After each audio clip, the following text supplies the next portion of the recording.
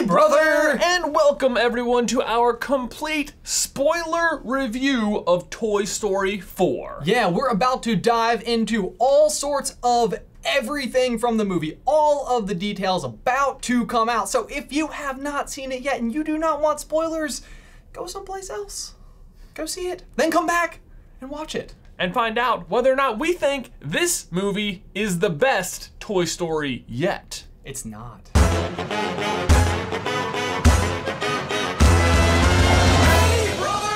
You know, I can never figure out exactly how I want the ball to face. Like, you want to see the blue and the star. But it always, as soon as you see, that seems right, but then it also seems kind of crooked. I don't know, it's so weird. But whenever you see it in the movie, it's always right. It's perfect. It's perfect. Who was on ball, wrote sphere placement? Did you actually, I don't know if I even saw this one, other than possibly on the plane wings. Possibly in like the prize on the plane wings wall. Did you see it? I didn't see it. I didn't see it. And I will say that I have now seen this movie 2 times. I've seen it twice as well. Yes, we did our kind of like traditional go in, see the movie just purely as people who enjoy Pixar movies.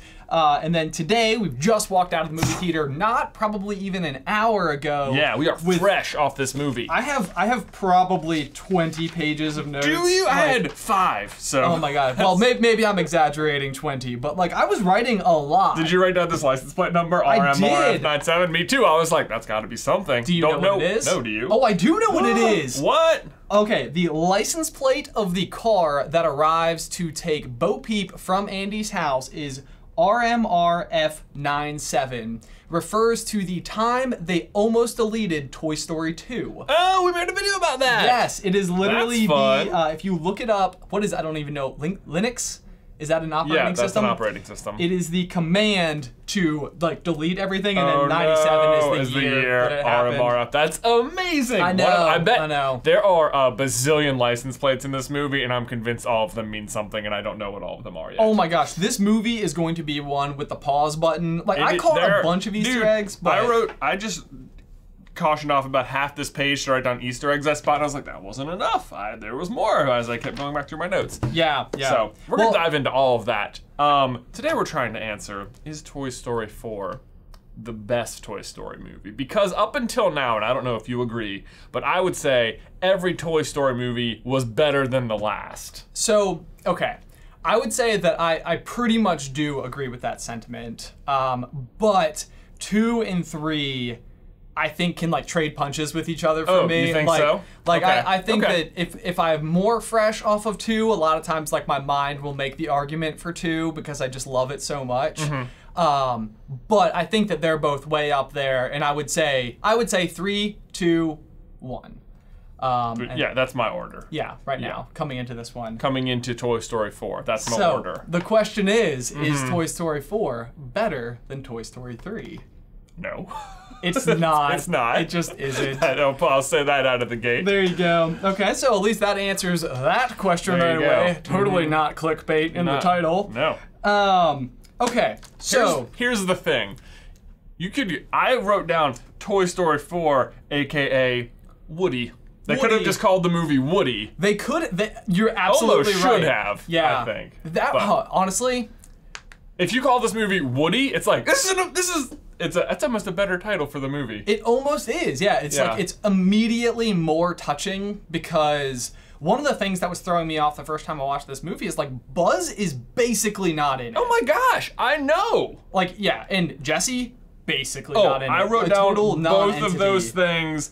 I was like, Buzz, he's not only is he not in it, but he's like, his first big interaction is when him and Woody are talking about their conscience and Buzz doesn't understand the concept. Yes. And he's like, you listen to your inner voice, meaning the buttons. And it's like, Buzz, we've seen you make decisions before. Oh, I know. I think I wrote down the exact same thing. Like, why is Buzz all of a sudden like he's basically reduced to this single joke for the rest of the movie. One trick pony is literally what's in my notes here. It was just like disappointing on that note. It was, especially when you heard all of the accounts about like how the recording sessions and the like was going for Toy Story 4.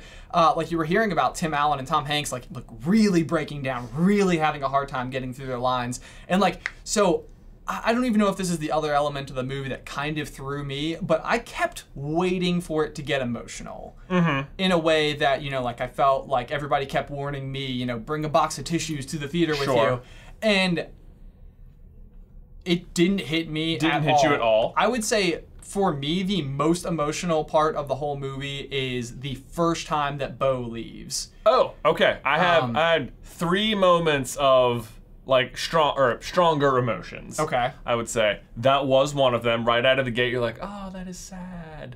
And then the other one was when Bonnie didn't want to go to school. That wasn't like a big moment, but I was like, I understand. Right. Like, right. oh, it's your first day You've ever. been that kid. Right. Yeah. And then not when Woody says goodbye to all the toys, but when Gabby gets her kid at the end. I was like, man, that was a very touching scene, I thought. That was probably the most emotional scene, I thought, in the whole movie. So I thought I would agree with you. Everyone's screaming, by the way. I know. But weirdly, what it was even about that scene, and this was like my takeaway from that moment, like what really struck me was like when you see the little girl like reunited with her parents, like in a weird way where like the scene definitely pulled on my heartstrings. Like I was like, you know, like welling up and everything, but I felt like it was more from the, for me, the way that it resonated with me was the idea of being a lost child and being terrified you're never gonna find your kids again. Like it was more like when Riley comes home in Inside Out and like there's the big family reunion hug moment and you're just like, you know, at the end of the day for family, like the safety of everybody in your family is what matters the most. And so for me, it wasn't a Gabby moment so much as it was like a family reuniting moment, which I think just hits me anyway. Yeah, it was almost like 2 separate moments, I think. It's like right when she like decides to keep her and then also when she's reunited with her parents. But like that moment to me felt like the most Toy Story moment of the whole movie. It's like, oh, this is like almost the only moment where it was about a little kid and a toy like coming together. Right. And like what I wrote down a couple times was that this movie is very much more about the toys' relationship with each other than it is about the toys' relationship with Andy or Bonnie. Like it has this facade of Woody like being all about getting Forky back to Bonnie. Right. But like all of the toys even call him out on it in the movie. They're like, this is just Woody, like, you know, like this isn't about Bonnie, it's about you. And that I think is exactly true. Like that is what the movie is about. It's not about Woody and Bonnie or Forky and Bonnie or Woody and Forky getting back to Bonnie. It is about like Woody failing to deal with like his own insecurities and not having like a kid anymore or not being the favorite anyway. I guess, but like there is a scene, and I don't know if I'm gonna try to find it in my notes or just even play it right now, but at the very end of Toy Story 3, when Andy hands over Woody, which to me is just like a heartbreakingly tear-jerking absolutely moment. But I think the exact line he says, the thing that makes Woody special is that he won't give up on you ever. Right. And to me, that's like exactly what we're seeing with Woody through the entirety of this movie. It's like at nearly, with like one exception, at nearly every single turn, Woody is always making the decision for Bonnie. And like, I don't know that you were supposed to be getting this like insecurity element with it. Like I get exactly where that argument would come from, but it still seemed to me like there was just a little bit of like a disconnect in the points that were maybe trying to make with that.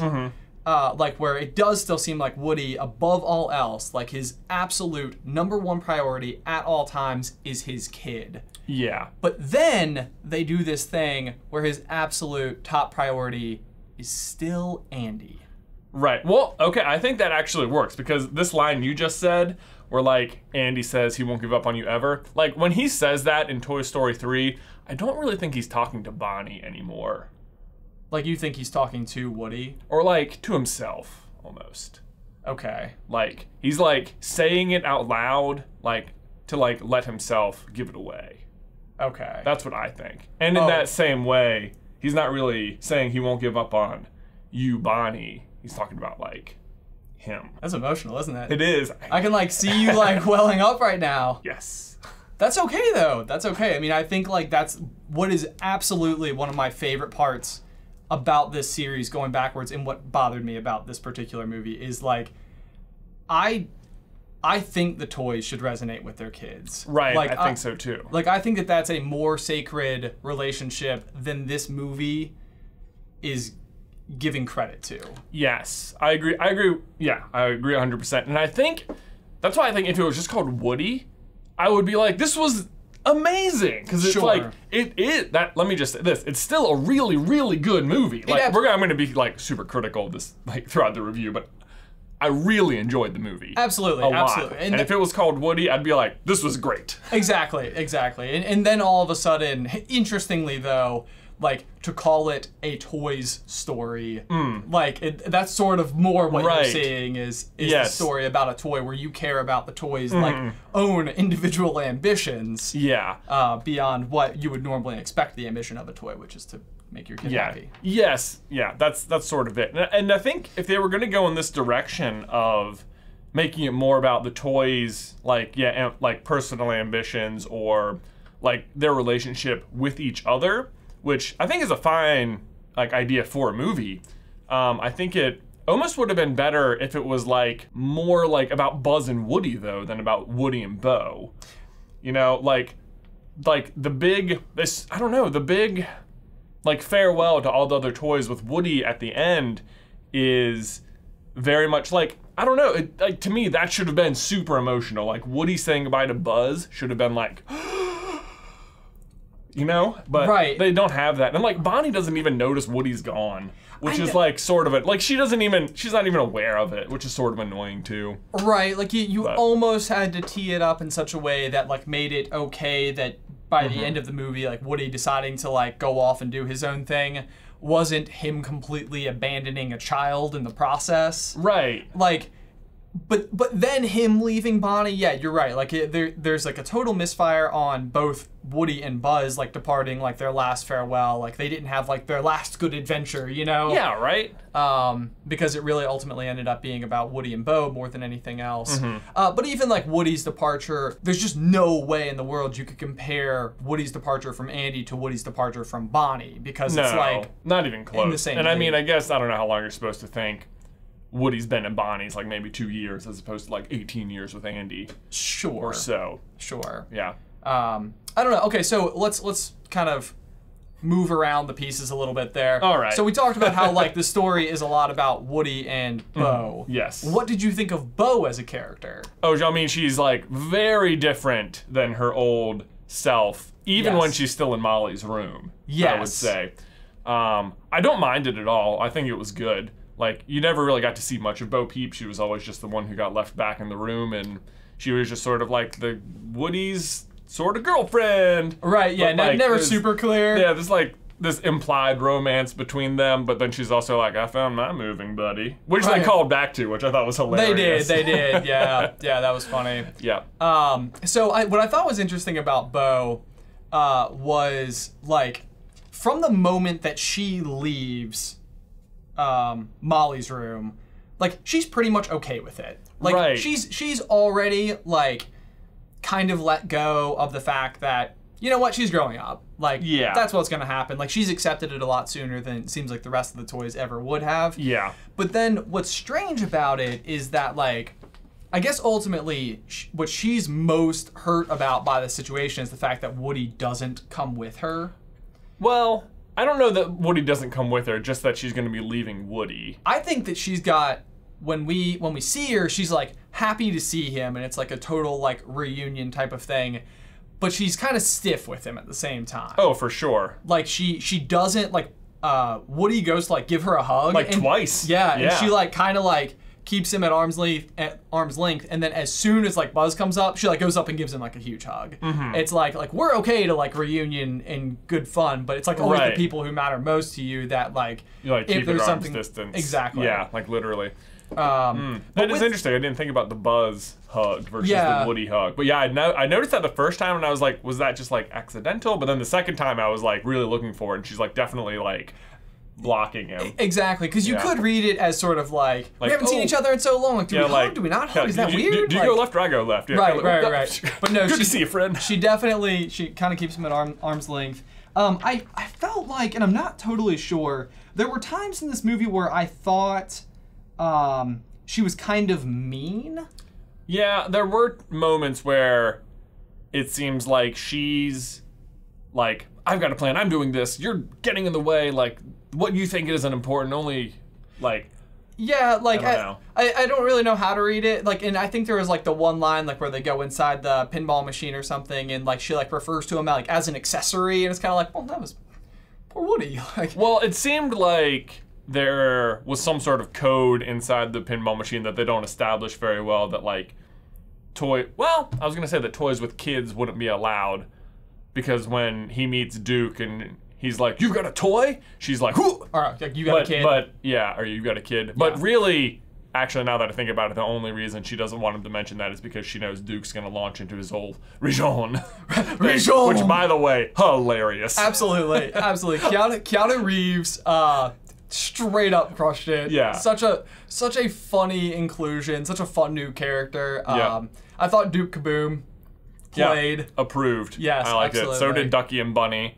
Yeah. More new characters. My absolute favorite part with Ducky and Bunny is when they like are doing like the little wave dance up the side of the We're gonna kid. Yeah, I was reading about that. Apparently, like, those guys went in there to record and they literally were just like, make up a song that these two characters might sing together. And so they just like riffed for like 30 minutes. Gosh. And that's what they got out of it. It was like Key and Peele, right? Yeah, and they're like already a comedy duo, so I imagine they recorded together and they just let them have at it. Yes. They were hilarious. I don't totally know if I got the reason why those two needed to be included except for maybe like the tie to like the carnival idea. Like it sort of gives them the purpose at the end to like go back. Like get toys placed out.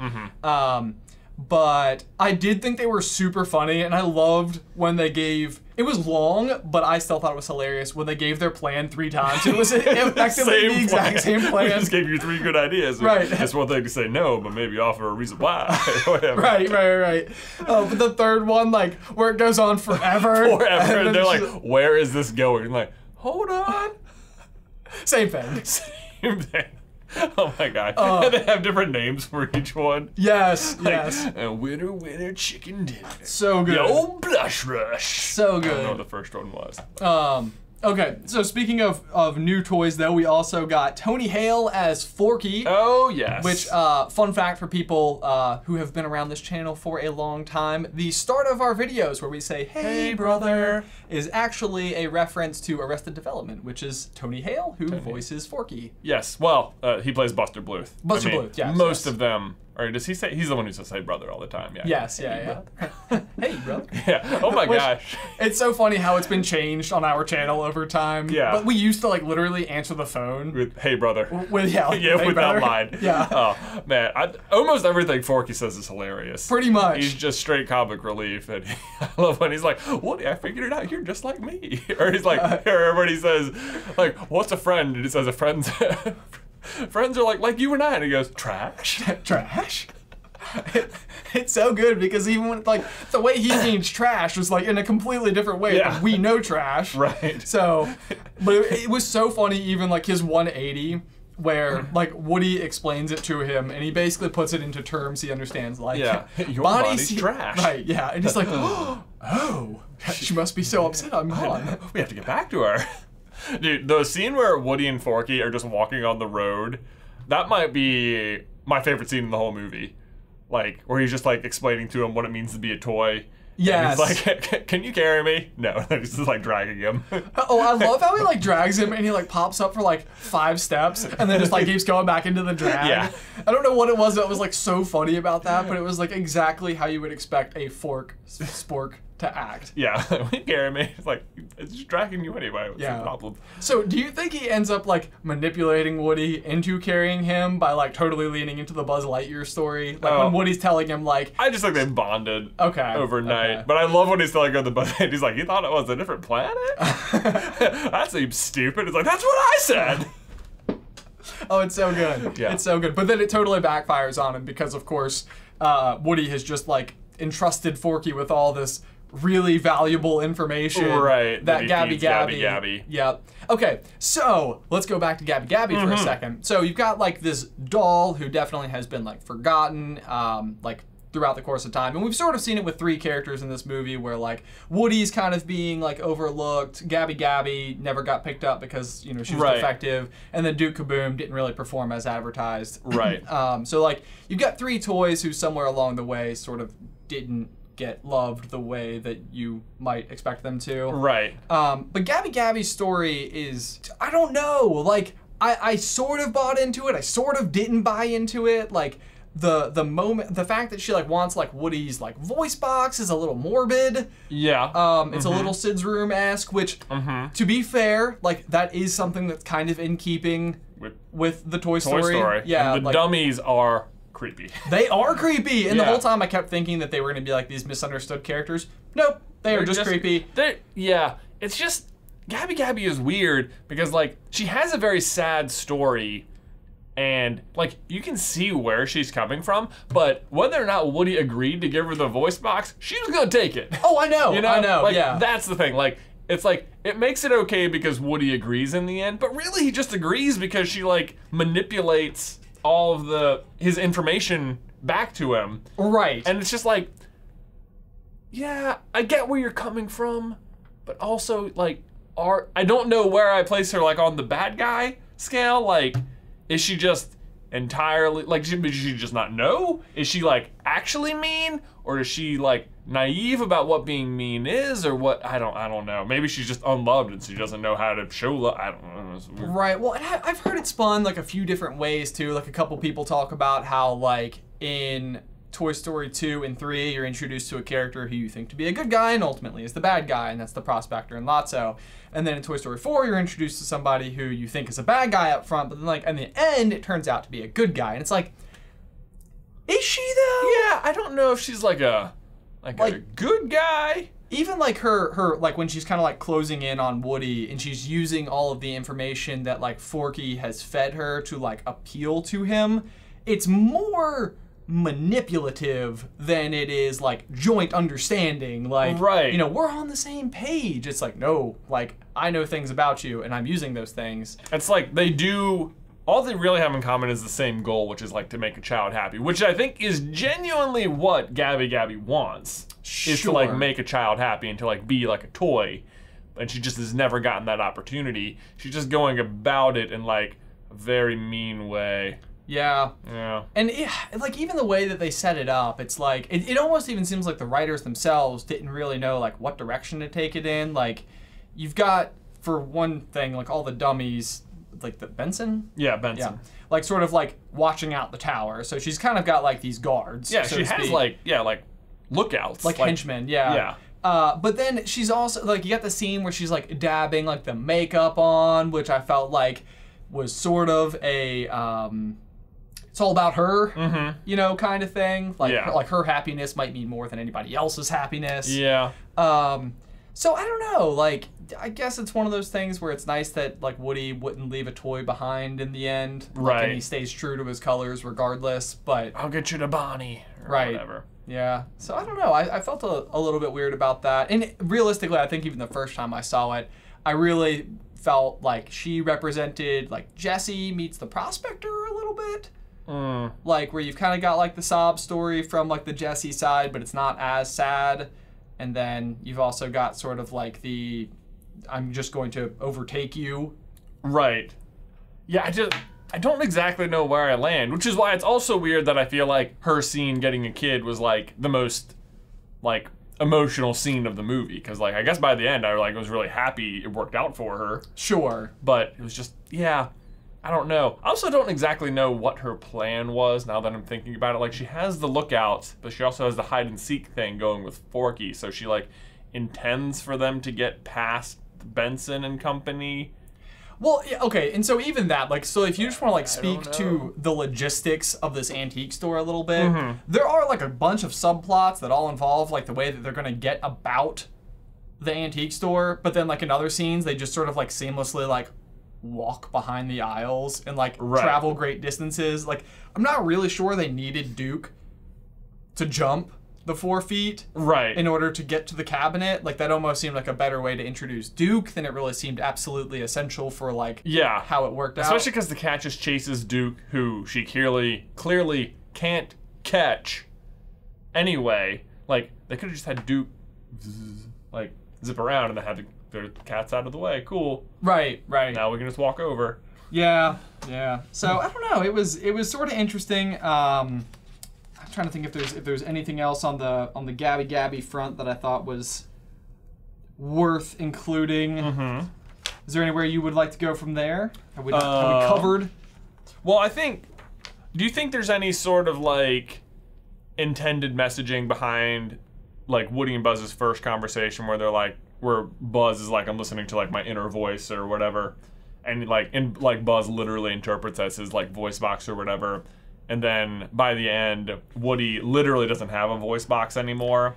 And, like, that's when he, like, I don't know. ceases to be, like, a toy that's meant to be played with. Right. But that's an interesting thought, because the interesting thing about the voice box is, like, it almost seems like it's a comedy thing that Buzz has misinterpreted what Woody means by his conscience. Right. Like, that's how you form thoughts. That's how you get places. And Buzz is like, oh, it's like what our buttons say.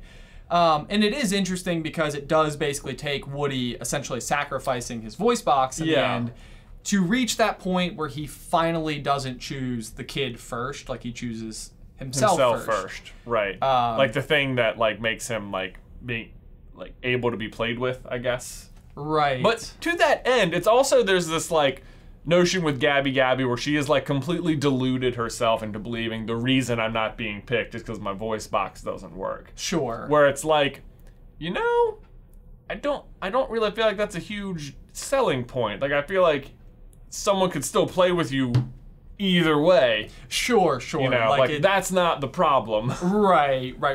Yeah. Well, I mean, and as we see, it ultimately doesn't really make a difference. Yeah. Harmony kind of picks her up and drops her anyway. So, okay, I wrote down one thing, speaking of Harmony. Like, are kids kind of supposed to be the villain of the story at all? I don't think so. Well, I haven't picked up on that. Okay, well, not the villain, like, realistically, but that it was this sort of, like, continuous thought where you see Harmony come in and, like, it seems like they've sort of discussed this sentiment, like the mom and the grandmother. It's like, oh, she's got too many toys. And, like, it seems like she's a little bit maybe careless with them, like, to the point where, like, during the same day, she's, like, taken Woody from the store, played with it at the park, definitely lost it because we know he gets away, and then sort of comes in and just, like, keeps picking up other stuff. It's like she's kind of got, like a carelessness thing going on. Sure. And then, again, going back to Duke Kaboom, same thing, like, where you got, like, Rajan sort of being like, oh, you don't do what the commercial said, like, that's not that fun. Yeah, they do have Rajan just sort of, like, toss Duke away after his, like, one failed jump right there. And what else happens? Well, I don't know. They have this, like, they have the Bo Peep say the line where, like, kids lose toys every day, you know, like, whatever. Right. Like, you know, they'll get over it, which is, like, an attitude she totally keeps up. Right. All the way through. But I think another big theme of the movie was, like, I kept trying to think how to phrase it. I'm not sure if this is quite right yet, but, like the whole, like, not all who wander are lost kind of thing. Or, like, what does it mean to be lost and or found? Right. You know? Okay, and that's one of the things that, like, Buzz says at the end. Like, they're sort of, like, pulling away in the RV, and I think it's Rex says, like, does this mean that Woody's a lost toy? And Buzz says, like, no, he's not lost. Right. And it's, like, obviously competing with this idea that, like, you know, physically lost from Bonnie versus, like, lost, like, knows where his purpose in life is supposed to be. Right. And that's an interesting one, too, because I guess, like, throughout the course of the movie, at no point in time am I really questioning whether or not Woody is lost. Like, I mean, it seems like he's maybe, like, clinging on to hope, but, I mean, that's really been true always. Right. Yeah, I don't know if he's been, like, if he's lost in terms of, like, Bonnie, I don't know. It's hard to articulate. It is. It's hard to articulate because, like, it's like because they are toys, Right. it's like you can apply their purpose to something in a way that you would never ever do with other characters. Right. Like where sort of the individual is entitled to chase their dreams like in all other things. Right. It's sort of like trying to figure out, outside of entertaining children, what is a toy's purpose in life? And, Right. like, do you want there to be a world like where your toy is allowed to go on and have his own life? Right, like, not real. Like, the point... I guess they even say earlier at one point in the movie, like, Woody feels like he's fulfilled his purpose. Right. Like, he's done everything he can for Andy for the last, like, 18 years. He's... You know, Bonnie doesn't really seem to want to play with him that much anymore. He's trying to return Forky to her because he feels like I have to keep serving Bonnie, but it's like to what end? Does Bonnie really care? You know, am I working for a child that doesn't even notice me? And it's like, but that, I don't know, that doesn't seem, it still doesn't seem like totally Woody to like abandon that. So this is what it came down to for me. When I walked into the movie theater, like my final prediction was that Woody was going to like die. And by die, I didn't mean like actually like mutilated, destroyed, like burned in a fire. Exactly. Like it's always sort of been this idea, and I felt like they were even teeing it up with Forky. Like Forky kept asking himself, why am I alive? Like what brings me to life? And the toys are kind of explaining to him, like, you have Bonnie's love. Like she wrote her name on your sticks. That's why you are alive. Right. And to me, I felt like what they were going to do with Woody is almost have him like accept his mortality throughout the course of this movie. Right, and like Forky wants to be trash, but Woody's going to end up as it. Or something. And maybe not even trash, like maybe it was going to be something like where him and Bo Peep sit next to each other on the shelf at the store and they zoom back and they are just toys. Right, like they don't come to life anymore. They're no longer, right, exactly. Yeah. And to me, I think that was the emotional ending that you were going to have to grapple with, like is the idea that Woody, who is already an inanimate object, was going to die. Right. Like he was no longer going to be a toy that came to life in the sense that we know it. To the tune of like the toy that can go in and manipulate things even, because that's what Woody's doing even at the end of Toy Story 3. He jumps out of the box and like writes the note to Andy, like bring me to Bonnie's house. Bring me to Bonnie. Like there's somewhere else these toys can go. Like he's been pulling the strings because he has a pull string. Yeah, that was a good one. He's been like, as a toy, he's like been actively intervening, and even with the creation of Forky, like he goes to school with Bonnie, he jumps in the trash can, he grabs all the supplies, he throws them on the desk, like he spent his whole life doing these things. Yeah, that's true. Matt, on that note, I feel like they were a little fast and loose with how much the toys came to life in front of the humans. Oh yes. Like way more than they ever have. Where like typically if, you know, someone's in the room at all, it's like right. So it was so funny. Okay, so again, going back to my first watch on it, one of my most frustrated moments with Finding Dory was when they drive the truck. Oh, right, yes. Because it's like, okay, I don't know about that. But Toy Story, we've seen them drive cars before. Like that's not even new. Not even new. But this time there are people in the car. Yeah. And it's like they're not noticing. Right. Or anything. Or like they're like manipulating the GPS. Right. Yeah. Yeah, that whole thing seemed like it was maybe stretching to maybe not quite breaking point, but it was close. It was pretty close. Yeah. Although to that end, I really thought Bonnie's dad's plight throughout this movie was hilarious. Massively relatable. Just so relatable where you're just like, all right, we're here and oh my god, there's a flat tire. And I was just like, oh my god, this is the worst thing ever. And then you miss an exit and you're like, what is going on? Just work. Yes. You know? Yes. And I own a camper. Yeah. And so like I went to Disney a couple years ago and like locked myself out of the camper. It's like, it is a camper that you can only lock with the key. Right, and you had the key. No, I locked both keys inside the camper. How did it get locked? Right, like you weren't there to do it. Right. Like there's not like an inside switch. Right. Yeah. So there had to be a toy doing it. You had like a slam door tumbler fell into situation. Oh my gosh. Yeah. It was ridiculous. So I've had those exact same experiences, and it totally feels like when like everything else, you know, like your kid lost its new best friend, which happens to be a spork. Yeah. You know, like you're trying to deal with like just Bonnie, like it's okay. It doesn't matter. You're simultaneously. Like let's just chill. I'm trying to have a fun week. simultaneously dealing with problems that are real problems and problems that are not problems, but you still have to treat them as problems. Yes, exactly. Like Bonnie's problem is a real problem, but it's obviously not what you want to be focusing on. Right. And the fact that the unicorn wanted the dad to get arrested, and then you could sort of see how that happens, I thought that was a playful, fun setup. Yeah, it was a fun little side plot that there you go. ended up happening. Okay, so do you have any closing positive remarks, closing negative remarks, final score? Let's see. I don't know if let's see, closing. Overall, I still really enjoyed it. I know we feel like we've maybe been nitpicking a lot, but I did really enjoy it. I really liked Bo Peep's overall character. I thought it was a good ending that, he ends up with them. I thought they definitely should have maybe, if they weren't going to make it a big emotional goodbye with Bonnie, then I really feel like it should have focused a lot on Woody and Buzz or something.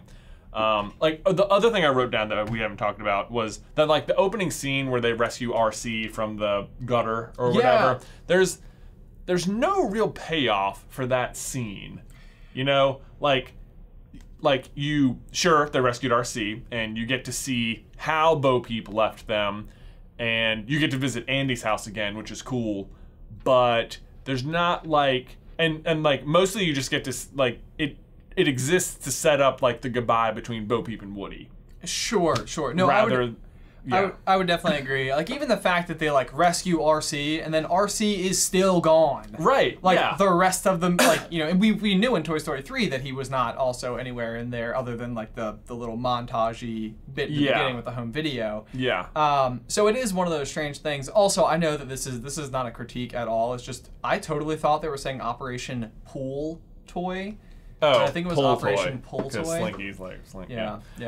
So there was that. Go ahead. Oh, and the other thing I was going to say is I felt like it sort of set up this idea that Woody didn't know the name of her sheep, which they both came to the conclusion Operation Pull Toy, and he doesn't know the name of her sheep. Yeah, it was all just to set up a joke with Duke's character. Those are my girls. Those are my girls. As if Duke was going to be some other love interest that Woody had to compete with. But then that wasn't even true. Right. So, whatever. I mean, it was a funny thing for Duke to say, I guess. Right, those are my girls. Yeah. I really thought the opening scene was going to be them failing to save RC or something. And then, also Bo Peep was going to leave and Woody's going to have this terrible day, and then they were going to get into the future and there was going to be a similar-esque situation where Woody had to make a tough decision.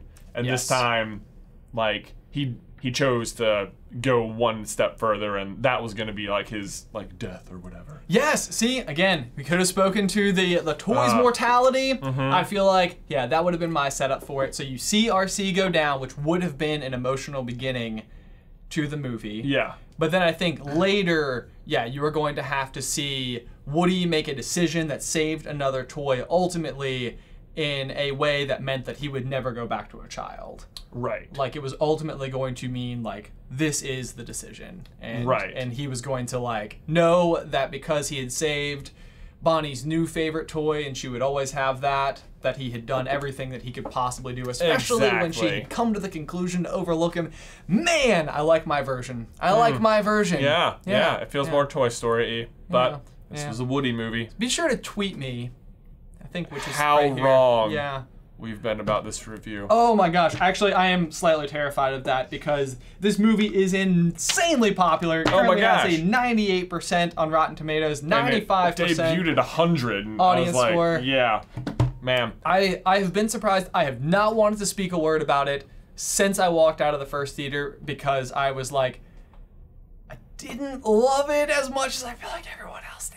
I mean, this is the thing. If I'm going to give it a score, I think I wrote down, I don't know if we normally go to 10 or 100. We should really develop a standard thing. I wrote down 9.0. So 9.0 Luxo balls out of 10 Luxo balls? Yeah, that's right. I love it. Yeah. I love it. That's a fair assessment, I think. Yeah. I know part of my problem is I have this knee-jerk reaction to movies where I either over-love it or am hard on it. Yeah. I feel like I would probably give it an 8.6. Okay. So I would still say this is It's a very good movie. Yeah, me too. Me too. But I think part of what I loved about the previous Toy Stories is the way that they can really like pull your emotions. Yeah. And I think they're able to do that because the toy's true motivation is all focused around a human child, and like you grew up and like had toys and stuff, and like Right. like you see what's going on. But when it's just with each other, it's just like, well, they're just they're just toys. Right. You know? Right. Yeah, you've always sort of understood the importance of the toys to their child, and from their child's perspective, the importance of their toys. And so you've always sort of understood that these are very meaningful relationships in such a strange way. And you're exactly right. I think when it ultimately comes down to it, even your best version of imagining what like a toy's best life could be, it's hard to imagine it's living at a carnival helping. Well, that's the thing. Like, they decide like the best thing for them is not to have kids, but what they do is hook up toys with kids. Right. Yes. Like, and nothing against carnival toys if you have a great one, but like carnival toys typically pretty awful. Sometimes. You want a basketball once that I'm pretty sure we used for years. Oh, would you call a basketball a toy? I don't know. Would you call this equipment. A toy? Yeah. This is not a basketball. Sure, fair. This does not help you compete in a like widely recognized and popular game. There you go. Okay, fair enough. Okay, well, with all of that in mind, guys, I am so curious to hear what all of your thoughts were if you've just been screaming at us through the screen for the past something like 45 minutes. Ish. Although, wait, before we go. Oh, yes. Did you spot any Easter eggs? Oh! We haven't even talked about it. Haven't even spotted the Easter eggs yet. I have a big list. I found a lot. I did not write mine down in such a concise manner. Well, I'll just ask you if you saw these. Because the big one, did you see the Pizza Planet truck? I did, on the back of the guy's leg. Yep. That as came a out of tattoo. as a tattoo. That was Very a good one. Sneaky. It's a new one. Especially because it's Toy Story, where you don't have to hide the truck. It's just from Toy Story. Right. Like, you can just include it somewhere. It's an interesting, it's like, you know what? I guess maybe if it's the truck, it's not an Easter egg, but if they put the truck somewhere else, then it is. That's a good way to put it.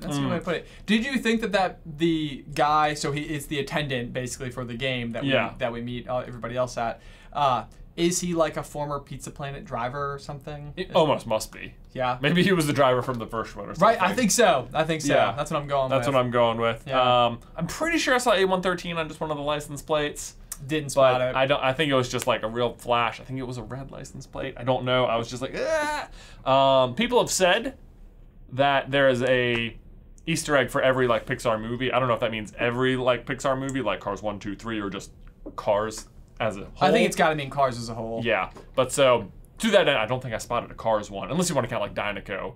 That's also just a Toy Story thing. True. But Dynaco is there. They go to a Dynaco gas station. Ellie Badge. Yes. Billy Goat Gruff. Yep. They like when Woody is being reunited with Bo. Yeah. They keep like going and like grabbing stuff, so it's like a safety pin, a Band-Aid. Yeah. And the Ellie Badge. Yep. Saw that one. Good one. In the antique shop, I'm pretty sure I spotted the P. Sherman 42 Wallaby Way goggles. Oh, did not see those. Yes, that's a good pickup. Green scuba goggles in there. That was pretty good. Okay. The toy who answers like the secret club is Tin Toy Tinny from Tin Toy, the Pixar short. Let's see. There's a stack of books near the movie projector. One says Lifted, one says Knick Knack. Those are both not Toy Story shorts, Pixar shorts. Real quick, as they're like the cat is chasing them out or whatever, there's a shot of like you can see the back of an Arlo figurine. Okay. Yep. Okay. I'm surprised they didn't come to life. Whatever. Coco guitars were just prizes. Yeah, I saw that one. Those were pretty easy. There's a Chinese box in the fridge for the old lady. Oh my god. So I thought the Chinese box was like such a fun way to go way deep into something to include an Easter egg. Right. It was like, how are we gonna fit that one in? It's like, because you could do it in so many different ways. You could have it be trash, but it was like, no. Yeah, there was so much trash. Right, yeah. Yeah, nope, they put it in the fridge. That was fun. In Bonnie's classroom, one of the other kids' names was Anton. Calling that a Ratatouille Easter egg. I think that is. Yeah. Anton's a unique enough name that I think that could qualify. Yeah, Anton Ego is the villain of Ratatouille. He's a delightful villain, though. He's great. I love him. He's one of my favorite Pixar characters. The lunchbox though in the kid next to is like the dinosaur is from Reptilius Maximus. Yes. From the Battle from the toy store that time forgot. Yeah, good If one. you haven't seen it, Christmas special, check it out. Very good. Medium-ish deep cut. Okay, I have no idea if this one was one or not. I just wrote it down, but there's just a chessboard that's in the background for a long time. I didn't know if that was like a Jerry's Game Easter egg or if it was just a chessboard. I think I have read that there is a Jerry's Game Easter egg. I don't know if that's specifically the one or not. Okay. One of the plates in Gabby Gabby's little center console thing has like a Celtic sword on it, or has like a Celtic design and like a sword on it. And I'm pretty sure that was a Brave. Brave reference. Yeah, Brave reference. Now that you say that, I do remember the sword, but I didn't pick up on it while watching it. And then this is my favorite one. Let me know if you agree or count this. I'm pretty sure Giggle's jump sound is a PT Flea sound effect. Ooh. Right? Like the boing. I was like, that sounds so familiar. What's that from? And she even like jumps in the same way. You're right. I think that is, I'm calling that an Easter egg. The Bug's Life Easter egg is the sound effect Giggle makes when she jumps. Of the jump. Wow. Yeah. That would be fascinating. I'm pretty sure. Anyway, that's, and there's a napkin that says Wally B on it somewhere, which is another Pixar short. Oh, okay, okay. And I have also heard that Wally and Eve are a toy in the toy store, or in the antique store rather, somewhere. Oh, so, really? yeah, I have not spotted that one yet. But this movie, above like so many others, I think you're going to be able to spot so much stuff. So many. There is just that antique store is littered with them. I feel like the carnival has a great stomping ground for something like that. Absolutely. You can see inside, I don't know, Bonnie's room or like, there's a classroom. I'm sure there's stuff in the classroom. There's a bunch of shapes on the board. I was like, reminiscent of the characters of Inside Out. I noticed that. It also reminded me of the like PlayStation buttons. Sure. There's like an X, a square, a circle, and a triangle or something, and I was like, is that what that is? I noticed it the first time and the second time. Yeah. And then there's like maybe like a heart and an upside down heart, or a triangle and upside down heart, or something. Yeah, like I know. that. There's like at least a star and a circle and a square, which would be very just sadness, joy, anger. Okay, I wonder if they're color coded. Yeah, I don't know. That'd be interesting. Yeah, did anybody else spot that one? Definitely let us know. Yeah. So there you go. Those are all the Easter eggs I found. If you found other ones though, let me know in the towel section down below, because I'm sure there's just a bunch more. This is going to be a very fun movie to have come out on digital and have the old like frame by frame. The old Toy Story 4 Fast Facts. It's going to be great. We're just going to have like a party one night where we have like pizza and Mountain Dew and just sit there literally like frame. What's in this one? Yeah, what's in this one? It's going to be good. Is that a thing? It's going to be good. Anyway, guys, be sure to leave all of your thoughts and ratings, or just tweet us and let you know what your thoughts on the movie were, or what your thoughts on our thoughts were, because I would also always be curious to hear about that. But otherwise, I think that's everything that we've got for today. Yeah, thank you so much for liking this video. If you haven't already, make sure you subscribe to the channel so you don't miss any future Toy Story action from us. If you want to see our full Pixar theory video, you can check out that video right here. Or if you want to see how Onward might all just be in Andy's head, you can check out this video right here. But until next time, bye. Bye.